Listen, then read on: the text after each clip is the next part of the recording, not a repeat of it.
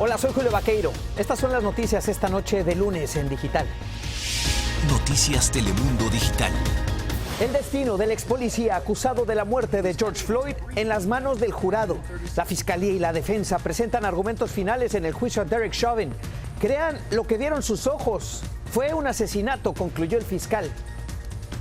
Hoy Minneapolis es una ciudad al límite. Por el temor a protestas hay estado de emergencia. Noticias Telemundo está ahí.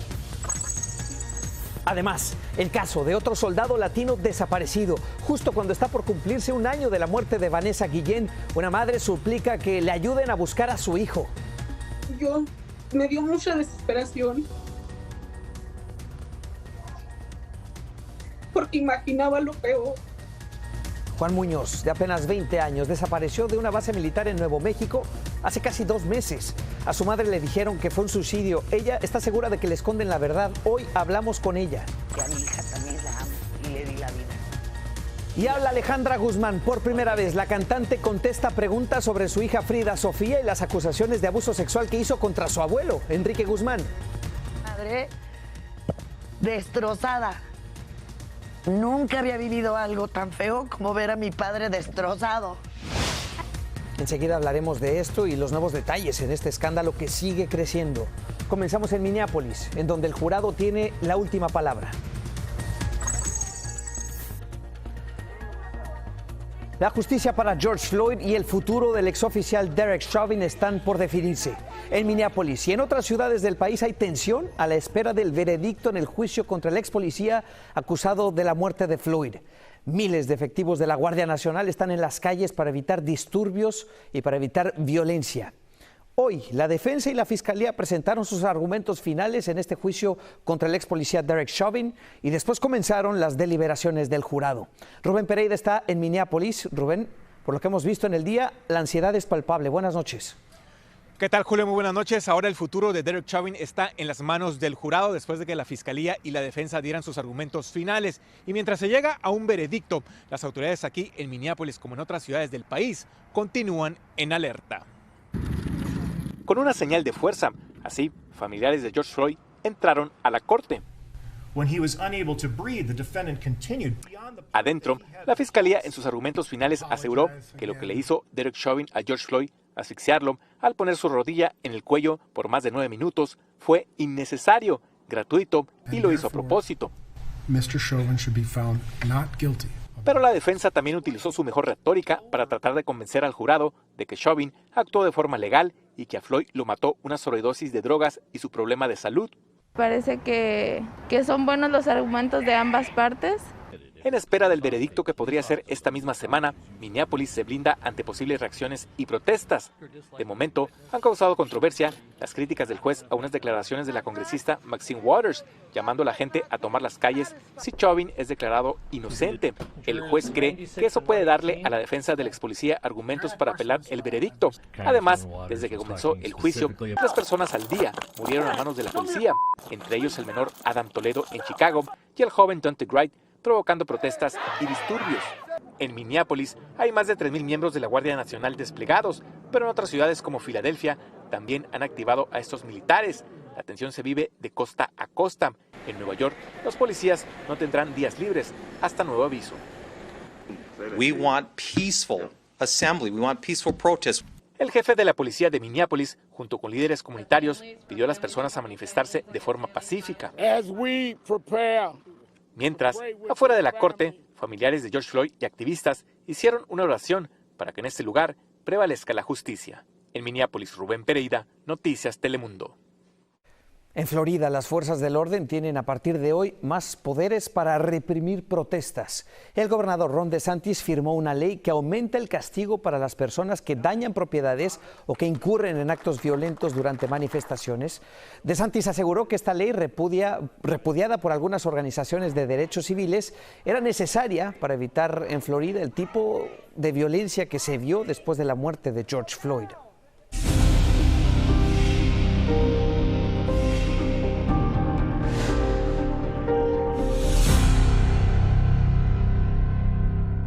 Las dos hermanas ecuatorianas a las que traficantes humanos lanzaron por el muro fronterizo ya están con sus padres en Estados Unidos. La Cancillería de Ecuador confirmó la reunificación de las pequeñitas de 3 y 5 años con su familia. Hace casi 3 semanas vimos estas imágenes de las dos hermanas arrojadas desde 14 pies de altura por los coyotes del lado mexicano.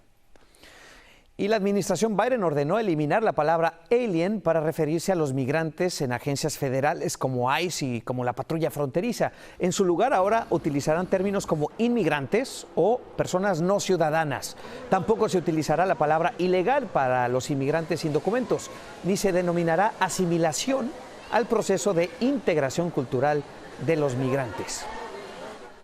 Hoy la Corte Suprema escuchó los argumentos en un caso que podría determinar si ciertos beneficiarios de TPS pueden aplicar a la residencia permanente en Estados Unidos. Los demandantes son una pareja de salvadoreños que están en el país desde finales de los años 90 y recibieron el estatus de protección temporal en 2001.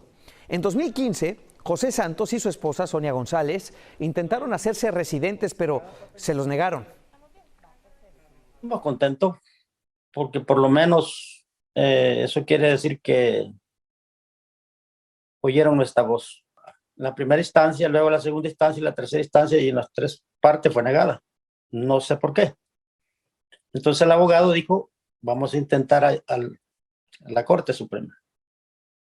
Entonces me dice, si esto lo logramos ganar, pues ganamos todos. Varios de los jueces conservadores se mostraron escépticos sobre la posibilidad de regularizar a los beneficiarios del TPS. Aún así, ellos están dispuestos a seguir intentando otras posibilidades para permanecer en el país.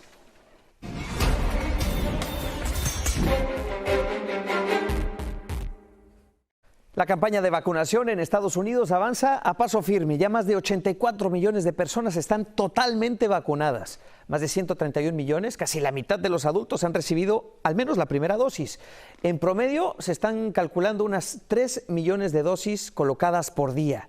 Y a partir de hoy la vacunación se extiende a todos los mayores de 16 años que podrán inmunizarse en los 50 estados del país, además de Puerto Rico y Washington, D.C.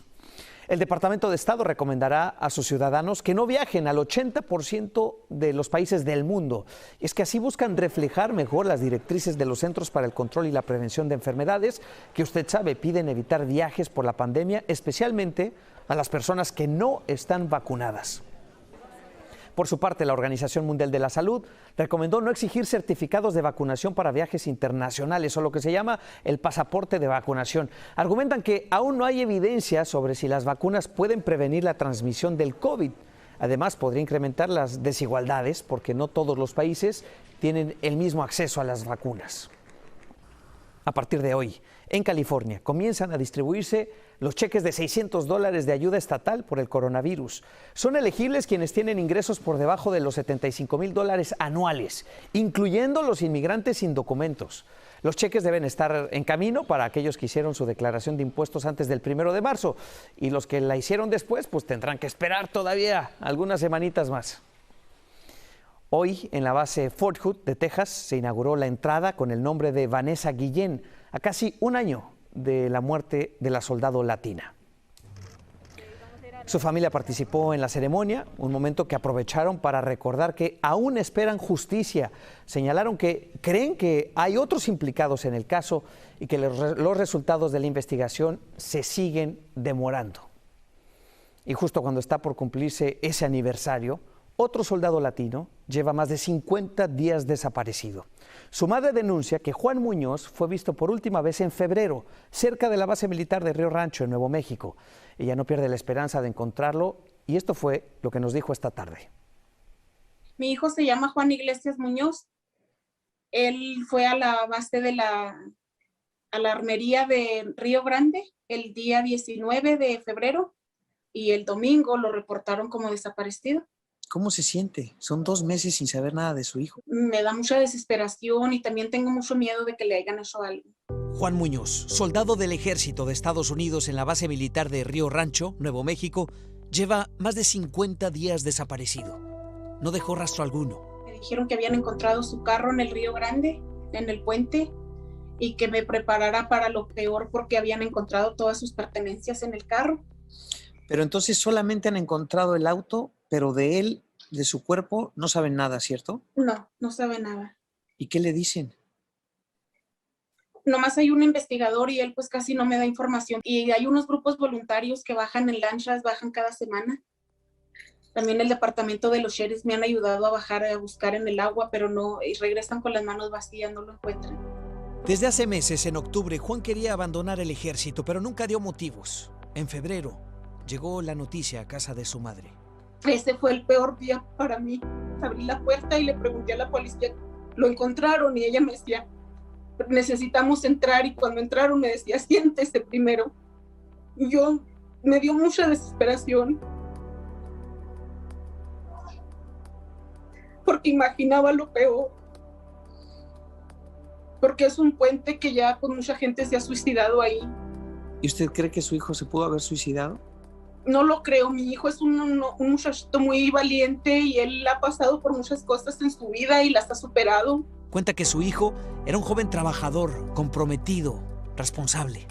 ¿Qué significa su hijo para usted? Es mi vida entera. ¿Qué espera que pase? Yo deseo tanto que él regrese, que él llegue bien aquí a la casa. ¿Se imagina usted ese día en que su hijo regrese a su casa? Sí. Va a ser un milagro de Dios.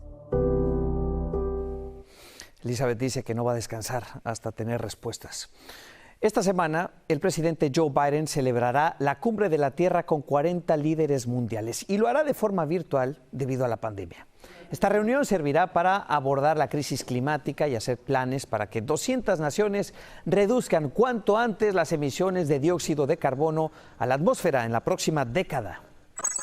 Y es que precisamente hoy comienza la Semana de la Tierra. En Noticias Telemundo tenemos un despliegue informativo para eso, reflexionar sobre la lucha contra la emergencia climática.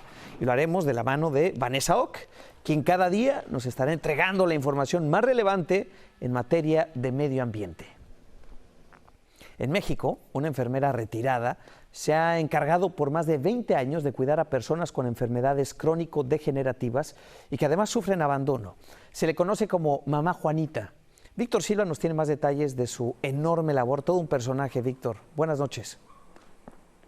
Julio, buenas noches. Este albergue en Guadalajara, Jalisco, es único en su tipo. Aquí un verdadero ángel guardián ayuda a enfermos terminales a tener una muerte digna. Son los que afuera nadie quiere ver, los ignorados por las autoridades, los invisibles para sus familias. La indolencia, oílo bien, de la familia, de las instituciones, de las personas en la calle, se hacen que los ven y no los ven. Pero en casa de Mamá Juanita, todos tienen un nombre, un techo donde dormir, comida caliente y sobre todo el amor de un hogar que muchos de ellos necesitan. Ella se puso malita y nosotros le abrimos las puertas de la casa. Juana González, conocida como Mamá Juanita, es una enfermera jubilada que tiene a su cargo un refugio que desde hace 20 años abrió sus puertas para albergar a enfermos crónicos degenerativos en estado de abandono. Ya no pueden trabajar, ya no pueden llevarse la comida a la boca, ya no pueden caminar solos, entonces hay que estarlos cuidando. Con la ayuda de Dios y de donaciones de voluntarios, Juanita es el ángel guardián de 52 enfermos que se quedaron sin redes de apoyo. Algunos de ellos no tienen nombre y llegan aquí después de haber sido rechazados por instituciones, albergues e incluso hasta de su propia casa. Yo los recibo aquí y ya yo me hago cargo de ellos hasta el final de la vida.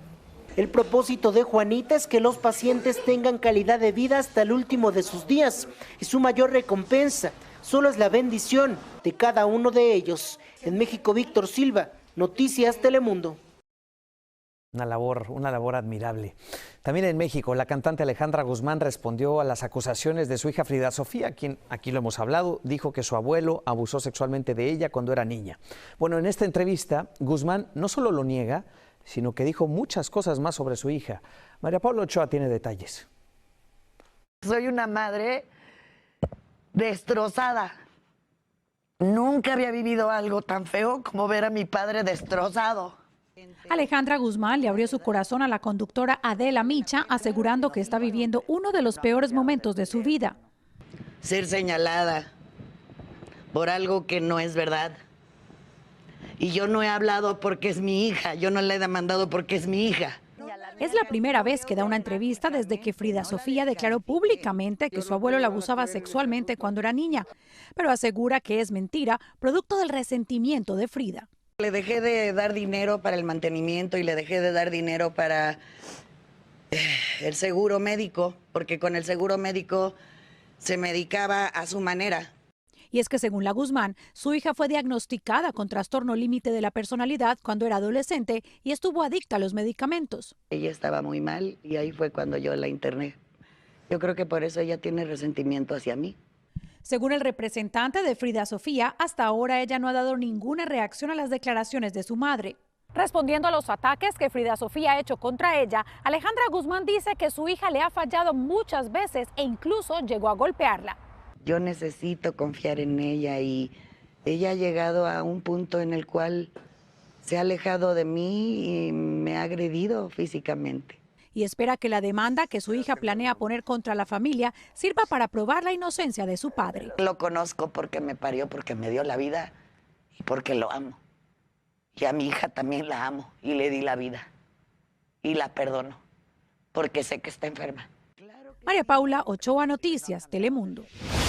En Guatemala, escoltas del diputado Aldo Dávila respondieron a un asalto en las calles del centro histórico. Las imágenes son impresionantes. En este video de una cámara de seguridad se ve cómo el congresista detiene su camioneta en un semáforo. 3 jóvenes se acercan y le intentan robar. Uno de los guardias de seguridad dispara a través del vidrio y hiere a uno de los asaltantes. Los otros se tuvieron que dar a la fuga. Y bien, en Europa, la idea de una nueva liga de fútbol llamada Superliga desató ya una enorme controversia mundial. Se trata de un torneo organizado por y para los 12 clubes más ricos del continente, pero las asociaciones que controlan el fútbol pues no están de acuerdo, como la FIFA y la UEFA. Ya amenazaron con castigar a los equipos y jugadores si forman parte de esta liga. It is good news for fans. I don't think it's good news for football in this country. Que no afecta a la selección española, a la competitividad de la selección española y que no perdamos de vista los valores del deporte. Florentino Pérez, presidente del Real Madrid, uno de los clubes que jugaría en esta Superliga, justificó su creación ya que dijo solucionaría las pérdidas millonarias que los clubes de fútbol han sufrido durante la pandemia. Síganos en nuestras redes sociales para más noticias y visite noticiastelemundo.com.